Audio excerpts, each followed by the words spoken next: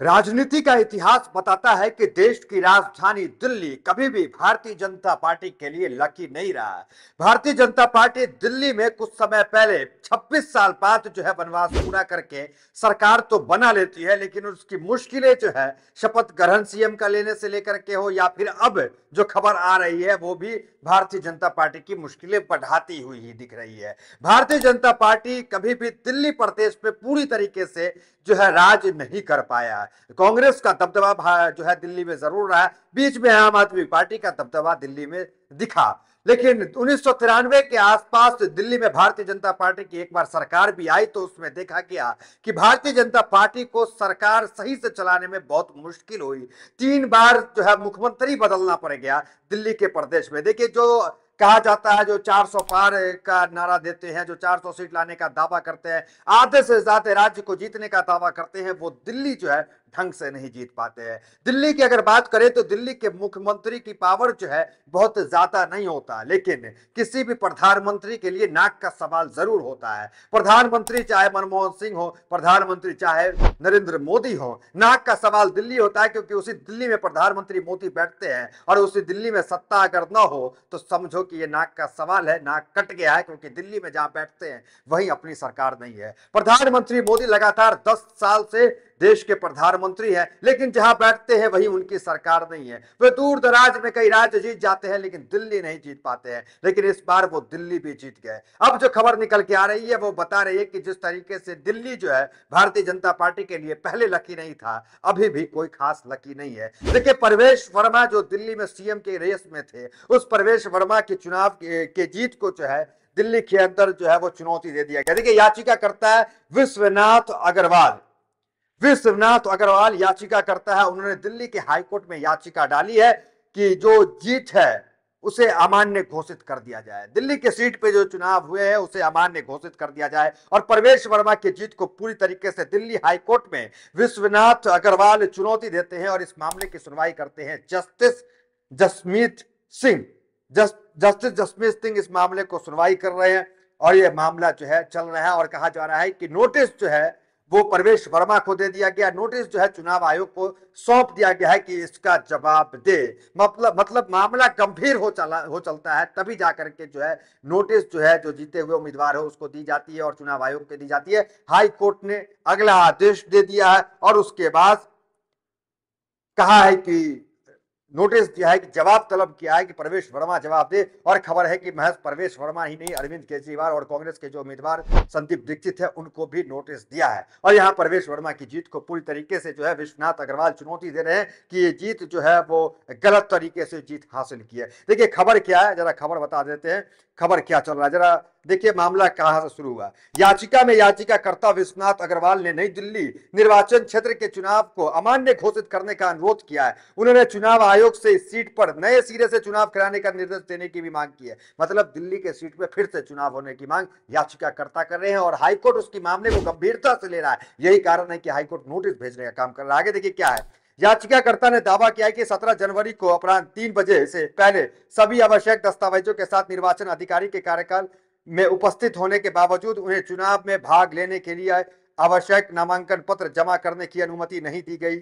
ये तमाम बातें कही जा रही कि हमें अनुमति नहीं दी गई और ये बात जो है दिल्ली हाईकोर्ट का। देखिए, दिल्ली हाईकोर्ट ने बुधवार को बीजेपी के विधायक परवेश साहिब सिंह को इस साल राजधानी में हुए विधानसभा चुनाव में नई दिल्ली सीट से उनकी जीत को चुनौती देने वाली याचिका पर जवाब मांगा है। द इंडियन एक्सप्रेस की रिपोर्ट के अनुसार जस्टिस जसमीत सिंह ने दिल्ली के पूर्व सीएम अरविंद केजरीवाल, कांग्रेस के प्रत्याशी रहे संदीप दीक्षित सहित नई दिल्ली के विधानसभा के सारे प्रत्याशी को जो है नोटिस भेजा गया है। यहाँ पे ये खबर निकल के आ रही। उसके अलावा खबर क्या है जरा देख लीजिए।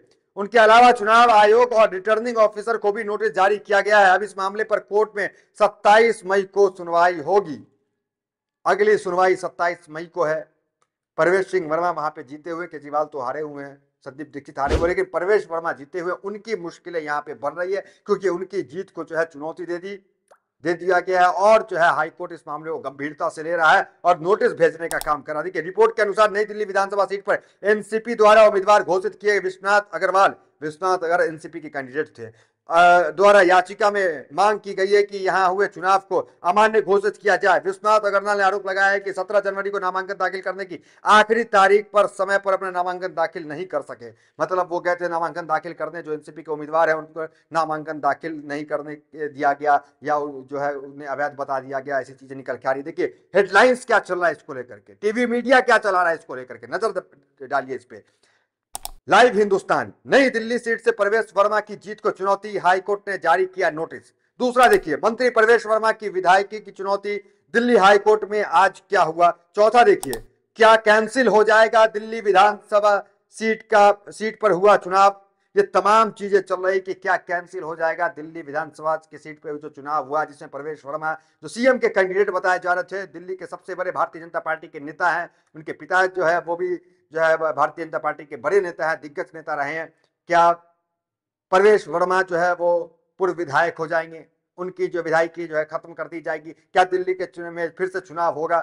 अब अगला आदेश, अगली तारीख जो है कोर्ट ने रखा है, उसमें क्या कुछ आता है, नोटिस में क्या का जवाब प्रवेश वर्मा क्या देते हैं, चुनाव आयोग क्या देता है, क्यों जो है एनसीपी के कैंडिडेट को जो है पर्चा भरने नहीं दिया गया, इन सब का जवाब देना। हमने आपको चर्चा कर रहे थे कि दिल्ली कभी भी भारतीय जनता पार्टी के लिए लकी नहीं हुआ।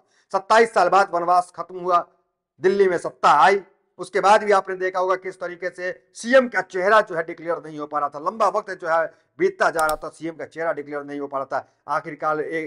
आखिर में जो है एक महिला को जो है सीएम जो है भारतीय जनता पार्टी वहां पर बनाती है। देखिए 1998 का जिक्र हम कर रहे थे कि 1998 में जो है भारतीय जनता पार्टी की सरकार दिल्ली में बनी थी, दिल्ली में कांग्रेस का दबदबा रहा है, बीच में आम आदमी पार्टी आई, लेकिन 1998 में एक जो है एक बार सरकार भारतीय जनता पार्टी की बनी थी, लेकिन उस 1998 में 3 बार सीएम बदलना पड़ा था। देखिए खबर बताते हैं आपको, बीजेपी ने महिला चेहरा को आगे करते हुए जनता के बीच पल रहे रोष को शांत करने का भरसक प्रयास किया, लेकिन कांग्रेस ने इसका तोड़ निकालते हुए 1998 के चुनाव में शीला दीक्षित को सीएम चेहरे के तौर पर पेश कर दिया। कांग्रेस का प्लान कामयाब हुआ और बीजेपी दूसरे चुनाव में करारी हार का सामना करना पड़ा। कांग्रेस ने 47.5% वोट के साथ 52 सीटों को अपने नाम किया।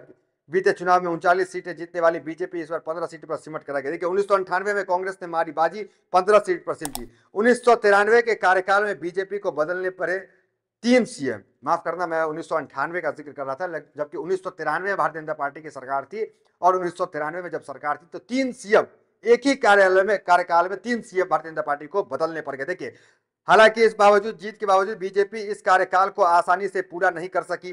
5 साल का कार्यकाल बीजेपी के लिए काफी मुश्किल भरा रहा है। जो बातें मैंने बताया था वही चीज है। देखिए इसका अंदाजा इस बात से लगाया जा सकता है कि बीजेपी ने एक कार्यकाल में 3 बार सीएम बदले। पहले मदन लाल खुराना को सीएम बनाया, लेकिन भ्रष्टाचार के चलते उन्हें इस्तीफा देना पड़ा। उसके बाद साहेब सिंह वर्मा आए, लेकिन वो बढ़ती महंगाई के में काबू नहीं कर पाए, उसके चलते उन्हें भी बीजेपी ने हटा दिया। तीसरी बार बीजेपी ने महिला चेहरा को आगे किया और सुषमा स्वराज को दिल्ली का सीएम बनाया। देखिए 1993 में 3 बार सीएम बदलने का काम हुआ।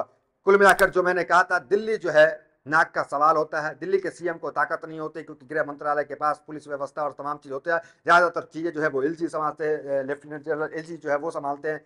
दिल्ली के सीएम के पास ताकत नहीं होता, लेकिन नाक का सवाल किसी पार्टी के लिए जरूर होता है कि वो दिल्ली जो केंद्र की देश की राजधानी है, वहां पे जो है सरकार चलाए। और प्रधानमंत्री मोदी का ये सपना जो है वो पूरा जरूर हो गया। अब देखना दिलचस्प ये होगा कि भारतीय जनता पार्टी क्या 1993 की तरह फिर उथल पुथल मचेगी, या भारतीय जनता पार्टी पूरी जो है अच्छे से जो है सरकार इस बार पूरे 5 साल चला पाएगी। फिलहाल वीडियो में इतना, मिलते हैं वीडियो तो मेरे साथ। बहुत बहुत धन्यवाद।